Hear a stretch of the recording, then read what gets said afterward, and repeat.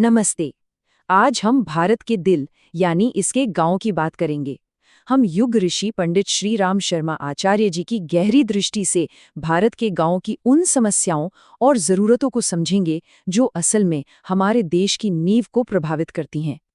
हमारी ये पूरी चर्चा पंडित श्री राम शर्मा आचार्य जी की एक बहुत ही महत्वपूर्ण किताब भारतीय गांवों की समस्याएं एवं आवश्यकताओं पर आधारित है।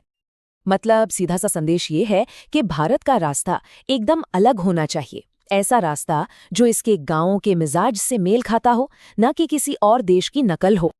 तो चलिए देखते हैं कि आज हम किन किन मुद्दों पर बात करने वाले हैं।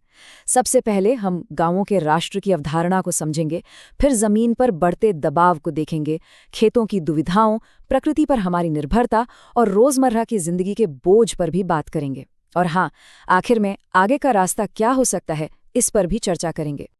तो चलिए शुरू करते हैं सबसे पहली और सबसे बुनियादी बात से।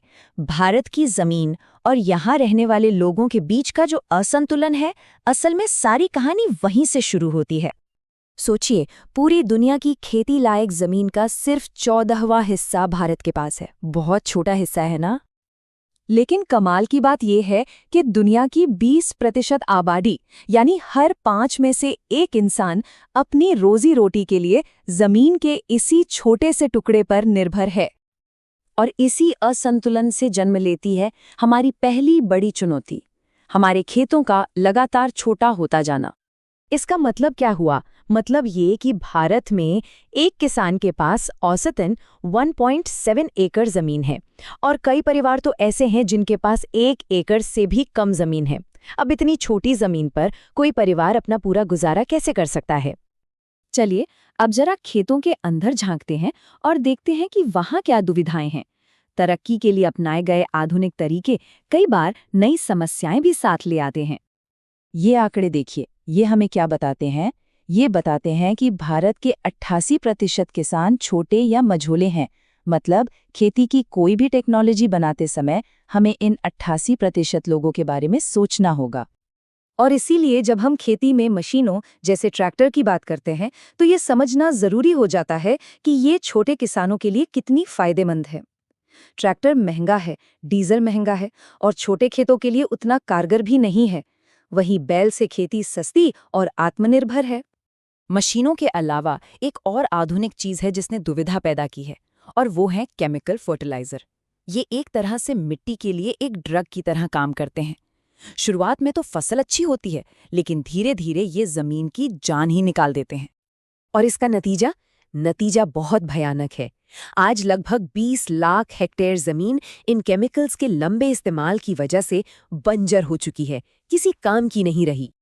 टेक्नोलॉजी और मशीनों की बात तो हो गई, लेकिन गांवों का जीवन असल में 2 और बड़ी ताकतों के रहमो-करम पर चलता है। एक है प्रकृति और दूसरा है समय।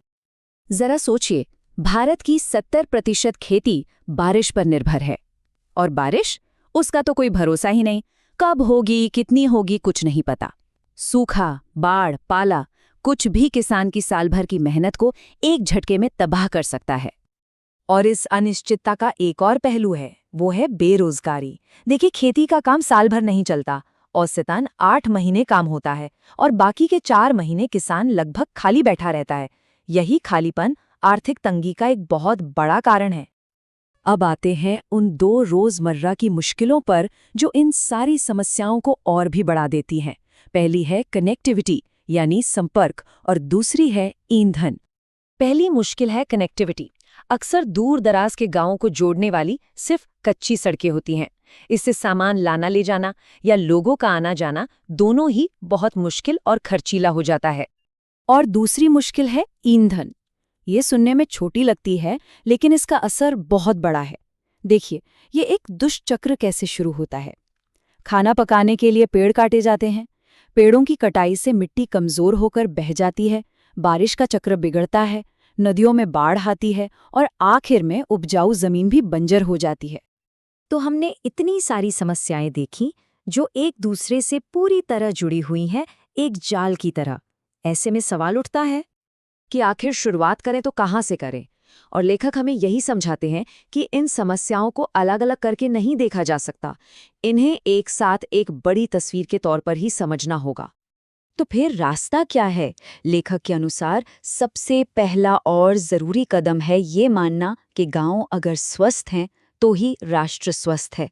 हमें ऐसे समाधान खोजने होंगे जो गांव के लिए हों, गांव के हिसाब से हों और उन्हें आत्मनिर्भर बनाएं। और अंत में ये एक विचार है जो हमें सोचने पर मजबूर करता है। एक राष्ट्र की असली ताकत उसके कारखानों में नहीं बल्कि उसके खेतों में पलती है। अगर हम गांव को ऊपर उठाते हैं तो असल में हम अपने देश की आत्मा को ऊपर उठाते हैं।